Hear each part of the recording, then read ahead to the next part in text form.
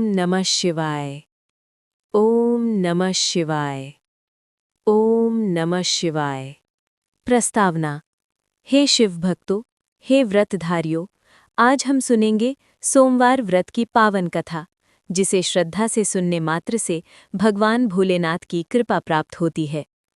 ये कथा है भक्ति, धैर्य, कर्म और करुणा की। कथा आरंभ।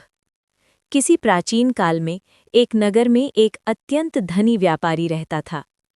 उसका व्यापार दूर दूर तक फैला हुआ था। नगर में उसकी प्रतिष्ठा थी, सम्मान था और वैभव की कोई कमी नहीं थी। लेकिन इतनी संपन्नता के बाद भी उस व्यापारी का हृदय सदैव रिक्त और व्याकुल रहता था। कारण केवल एक था, उसके कोई पुत्र नहीं था। दिन रात उसे यही चिंता सताती रहती, मेरे बाद इस व्यापार का उत्तराधिकारी कौन होगा। सोमवार व्रत की शुरुआत। पुत्र प्राप्ति की कामना से उस व्यापारी ने भगवान शिव की शरण ली। वो प्रत्येक सोमवार व्रत करता, शुद्ध भाव से भगवान शिव की पूजा करता। सायंकाल वो शिव मंदिर जाता और भोलेनाथ के चरणों में घी का दीपक जलाता। न कोई दिखावा, न कोई स्वार्थ, केवल श्रद्धा और केवल भक्ति। माँ पार्वती की करुणा। उस व्यापारी की अटूट भक्ति देखकर माँ पार्वती का हृदय द्रवित हो उठा। माँ पार्वती ने भगवान शिव से कहा, प्राणनाथ, ये व्यापारी सच्चे मन से आपकी सेवा करता है, आप इसकी मनोकामना पूर्ण कीजिए। भगवान शिव बोले, हे देवी, इस संसार में हर प्राणी अपने कर्मों के अनुसार ही फल प्राप्त करता है। गंभीर विराम। पर माँ पार्वती करुणा की मूर्ति थीं। वे बार बार भगवान से निवेदन करती रहीं। वरदान और शर्त। अंततः माँ के आग्रह से भगवान भोलेनाथ को वरदान देना पड़ा।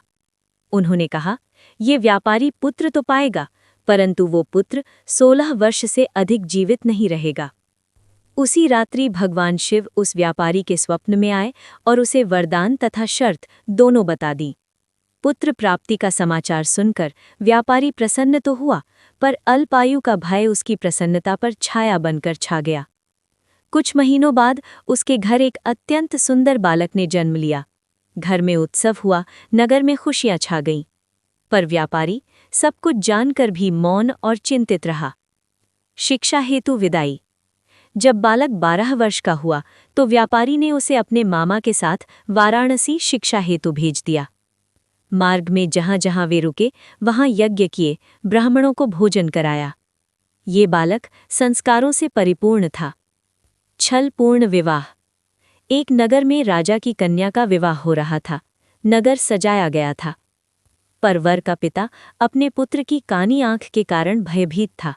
उसने कपट किया और व्यापारी के पुत्र को दूल्हा बना दिया। मामा ने लोभ में आकर सहमति दे दी। सत्य का प्रकाश। विदा के समय बालक ने सत्य छिपाना उचित न समझा। उसने राजकुमारी की ओढ़नी पर लिख दिया, ये विवाह छल से हुआ है। सत्य जानकर राजकुमारी ने काने युवक के साथ जाने से इनकार कर दिया। मृत्यु और करुणा। उधर वाराणसी में जब बालक की आयु 16 वर्ष पूर्ण हुई, उसने यज्ञ किया, दान दिया। रात्रि में शयन अवस्था में उसके प्राण निकल गए। मामा का विलाप आकाश तक गूंज उठा। शिव कृपा। माँ पार्वती के आग्रह पर भगवान शिव ने उस बालक को पुनः जीवन दान दिया। सुखद अंत। राजा ने राजकुमारी को सम्मान सहित विदा किया। व्यापारी और उसकी पत्नी पुत्र के जीवित लौटने से अत्यंत प्रसन्न हुए। उसी रात्रि भगवान शिव ने कहा, तेरे सोमवार व्रत से मैं प्रसन्न हुआ। फलश्रुति।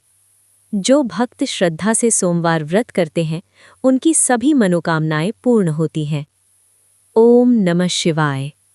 ओम नमः शिवाय।